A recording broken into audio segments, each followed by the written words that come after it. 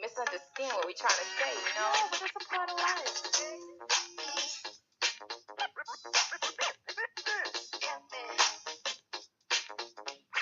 Come on. Let's talk about sex, baby. Let's talk about you and me.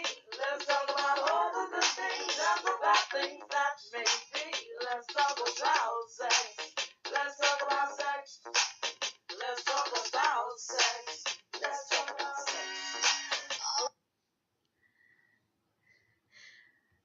Great day, great evening, everyone. This is Dr. AJ, the wifepreneur, and I want to talk to you about sex. Let's talk about sex. I am here to help you change the way you think, look, and feel about your marriage and sex. There's so many times in marriages that you just get bored with your sex life. You just get bored with sex. Or you're just not having it at all. And it may not be because you don't want to have sex. It's just because of the hustle and bustle of life gets in the way of wanting to be intimate with your spouse. Now, do you know that there's over 500,000 people that are in sexless marriages? I mean, when I say sexless, I mean haven't had sex for a year plus. That's crazy. That means there are a lot of mean and nasty, hateful people walking around because they are not getting enough sex. So let's talk about 4 ways you can spice up things in your bedroom.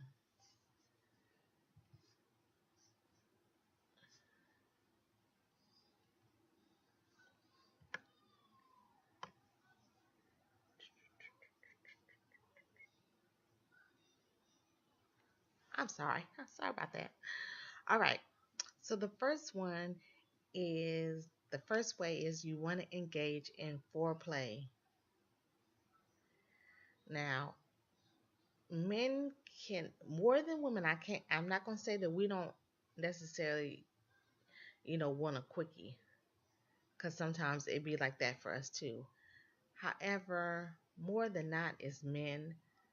So, in order to keep a healthy, happy marriage with sex, we need some foreplay. You want to be able to get teased and get aroused, get all the way up to that moment that you can't take it any longer and you are ready for that sexual ministry. That's all I like to call it, ministry with your husband. And so, in order to get in foreplay, that means going to be some kissing, some touching, some rubbing, some licking. Yes, and I say even include some, um, I like to call sexting. You heard of sexting because it's very popular with our teenagers. So why don't we take a page out their book and make our sex lives more interesting as adults, especially parents? Because I'm a parent, we're parents, we have young children, so we can make it interesting by everybody using our cell phone. Everybody has a cell phone. You're supposed to have a cell phone. Y'all talk to each other on. You might as well sext to one another. And I did a video not too long ago, so look on my YouTube channel about seven um, sexting, a 7-day sexting challenge with your spouse. So watch that video. You'll be quite intrigued and want to give that a go. And so that will help increase your desire and wanting to be intimate with your spouse when you engage in some type of foreplay. Just that helps you feel good. It gives you more confidence and feel like you're appreciated and not just a piece of meat. Because sometimes people can feel like a piece of meat in marriage. It's just the honest, naked truth about it. All right, number 2. What do you do when you have sex? When do you have sex? You have to be spontaneous. It doesn't always have to be planned. Even when you have kids, it doesn't always have to be planned. Most children should have a bedtime. So just do it when they have a bedtime, or Do it when they sleep or they get in a nap. If you got small kids like I do, you can get it in when they get in a nap. Just be spontaneous or in the morning. It doesn't have to be always at night. It doesn't always have to be in the bedroom. If your kids are gone for a day, maybe they're gone for a play date, or maybe they've gone by some friend's house or relative's house where they're gone for the day, have sex all over the house. Have sex in the kitchen. Just make it fun because you don't want sex to be a chore. Sex should be a chore or a job. Everyone should look forward to having sex with their spouse. Now, I know this is a very sensitive subject and most people don't want to talk about it. But women, let's get out of the bondage of what our parents and what our grandparents and what the mothers of the church told us. Embrace your sexuality. Embrace that you have a desire to want to be with your spouse. Even if it's frequently, maybe if it's every day, even if it's 2-3 times a day, you should not, listen to me, Dr. AJ, you should not be ashamed of that. And you should let anybody let you feel ashamed of that. You are married and you have a license to drive. So why not drive it till the wheels fall off? If they can handle it, then you give it to them like they can handle it. All right. Number three. Number three. Number three can be kind of sensitive also, but we're going to tackle it. So, number three, why don't you talk about your fantasies? I'm quite sure that you've had a fantasy about how you want it, where you want it, when you want it. I'm quite sure he's had a fantasy about how he wanted it, when he wanted it, and dreamt about it. Now, the disclaimer, I'm not talking about bringing a third party in to the bedroom. No, that's out the door. That causes an opening for infidelity. So I'm not talking about that at all. So let's talk about your fantasies. Say what you want. If you want it on the beach, if you want it, you want raining outside. I know I read Zane books, and Zane, she throws the sexual experience out there, makes it very, very clear, makes it very, very visual of what type of fantasies she's probably had, or friends of hers, and they've talked about what type of fantasies they've had. And my last way, frequency. Don't let it just happen. You shouldn't let a month pass and you haven't had sex. If you let a month pass and you haven't had sex, there's a problem there. I'm not necessarily saying that your spouse or you are being infidelity, but there's something going on, whether there is stress, or if your significant other just not feeling good, or maybe it's something that maybe they, and this is the naked truth about it, maybe they just not attracted to you because you've gained some weight. And that happens a lot. They don't want to tell you or admit it. A lot of men, especially a lot of men, don't want to admit that to their wives, that hey, I'm not, I'm attracted to you, but really not. The attraction has been dimmed because you put on some weight. That's the issue you have to deal with, but you have to be open. It's all about also about communication.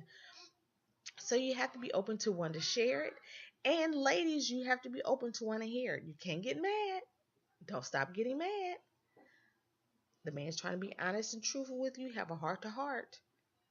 And can't say, he got to set me where I am. No, because when he met you, look, men are more visual than women. So when he met you, you had the pow pow pang. You had the hourglass figure, whatever he liked, you had it. So everybody wants to keep that. You want to stay attractive for your mate. And make that known. Now, if you're having a hard time doing that, they having a hard time doing that, or make it easier for them for you to relay that to them, won't you suggest y'all start one of your dates, start exercising together? maybe by Shanti Size or Insanity or Power 90X, or go to the gym, or just go outside or go to the park, ride the bike, something. Get you some exercise in, and so y'all can start looking good for each other, because you always want to be attractive to your mate. And I know your mate wants to stay attractive to you, because if not, this is what starts to happen. I mean, you're gonna look anyway, but you don't want to look in the intention to want to touch. I say that again. You don't want to look at something that's enticing with intentions to want to touch. You always want to keep that at bay. And so, how you keep it at bay is to have frequent sex with your spouse. Yes, and women initiate it. Don't always expect your husband to initiate it. We've had a sexual revolution already. We've had the feminist movement. Now initiate it. It's not gonna hurt for you to initiate. You have to throw in the wind what mom and daddy said, not what daddy and mama said about you need to be shamed and timid. You shouldn't be. They've taught us it's shameful, but in our society, especially the American society, our parents and societal stereotypes have taught us to be ashamed of us women having sexual desires and want to be sexual with our. And I will say, and I'll even go back and be honest with you, just in relationships, about promiscuous being in relationships. But I don't want to deal with that. I just want to deal with marriages. That even being sexual in marriage, they made it sound like it was bad. That it was only for us to do it when we want to have children, and that's not what sex is just about. This is to keep the intimate connection with your spouse, physically, emotionally, and spiritually. So let's recap those 4 ways to spice up the bedroom.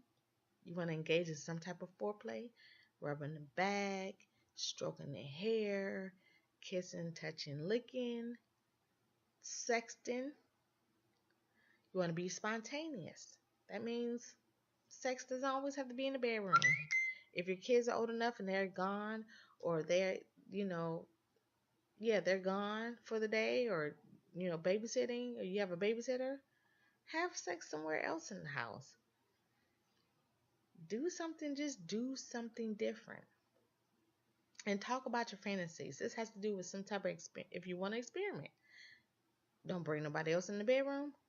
I'm talking about, if your fantasy is doing it on the beach in the rain, or doing it having sex in the shower, or having sex on top of the washing machine, or being a human Sunday, something. If that's a fantasy, something, and then execute it. Don't be afraid to execute it. And you shouldn't be afraid to want to be a freak behind closed doors. Women, take charge of your sexuality. And then number 4, frequency. Frequency is a must. That will keep your marriage nice and happy and sexy. It'll be a lot of less angry people in the world if they were having sex with their spouses.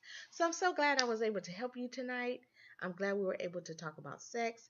So you guys have a wonderful People might misunderstand what we're trying to say. evening It's a part of life. as we go out. Don't be afraid to talk about sex. I pray for good fortune in everything that you do, and for your good health, that your everyday affairs prospers as well as your soul. I see you on another episode of Let's Talk About Sex.